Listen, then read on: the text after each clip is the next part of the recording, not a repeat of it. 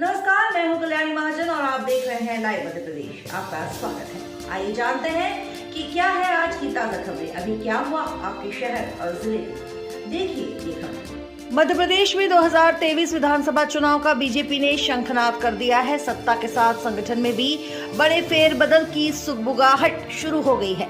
Mission 2023 को लेकर BJP ने नया नारा दिया है। अब की बार 200 पार। चुनाव जीतने के संकल्प को लेकर हम व्यापक पैमाने पर, जो मैंने कहा कि अगली बार 200 पार का नारा भारतीय जनता पार्टी ने दिया, इस दिशा में हम रणनीतिक तैयारी के साथ आगे बढ़ रहे हैं। इस मिशन को कामयाब बनाने के लिए बीजेपी मध्य प्रदेश में भी गुजरात फॉर्मूला अपनाने की तैयारी कर रही है, जिस कारण अनेक मंत्री और विधायकों के टिकट कटना तय माना जा रहा है। वहीं गुजरात फॉर्मूले के तहत बुरहानपुर विधानसभा में भी बीजेपी के नए चेहरों को मैदान में उतारा जा सकता है। विधानसभा 2023 हो या भारत के अंदर भारतीय जनता पार्टी की जो एक हमेशा से ये एक तैयारी रही है कि नौजवानों को भी समय समय पर अवसर देने का काम भारतीय जनता पार्टी करती है। मध्य प्रदेश के अंदर भी हमारा केंद्रीय नेतृत्व, माननीय प्रधानमंत्री, माननीय अमित शाह जी, माननीय राष्ट्रीय अध्यक्ष जी और मध्य प्रदेश भारतीय जनता पार्टी का हमारा जो वरिष्ठ नेतृत्व है, सब मिल करके नए लोगों को भी अवसर मिलेंगे।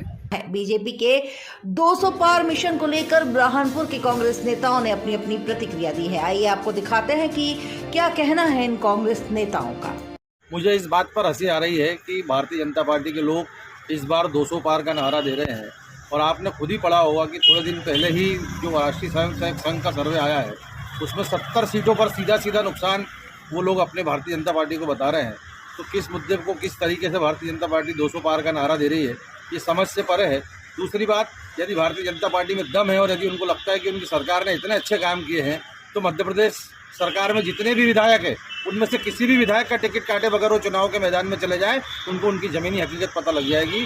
और इस बार हम माननीय कमलनाथ जी के नेतृत्व में मध्य प्रदेश में सिर्फ सरकार बनाने जा रहे हैं, लेकिन भारी बहुमत के साथ में सरकार बनाएंगे। हिमाचल प्रदेश की तरह मध्य प्रदेश में भी रिजल्ट आएंगे। देखिए, ये तो इनकी घोषणावीर सरकार रही है।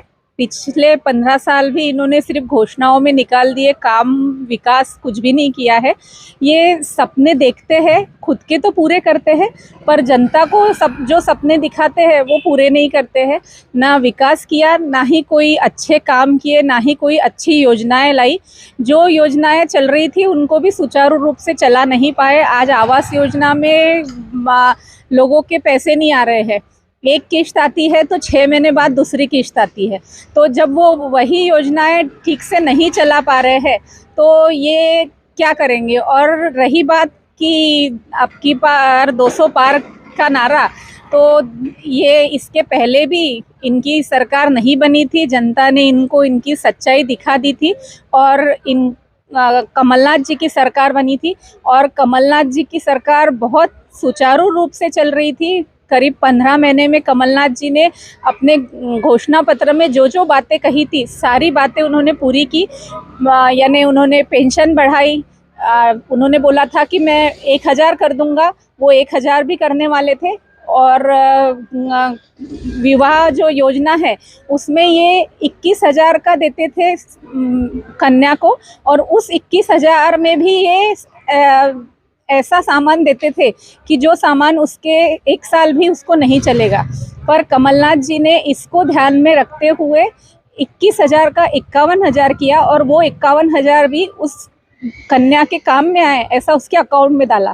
तो कमलनाथ जी ने जो भी किया बहुत अच्छे से सोच समझ के काम किए हैं, और ये बातें जनता को उन दिल में उतरी है कि कमलनाथ जी ने काम किया है और वो करेंगे।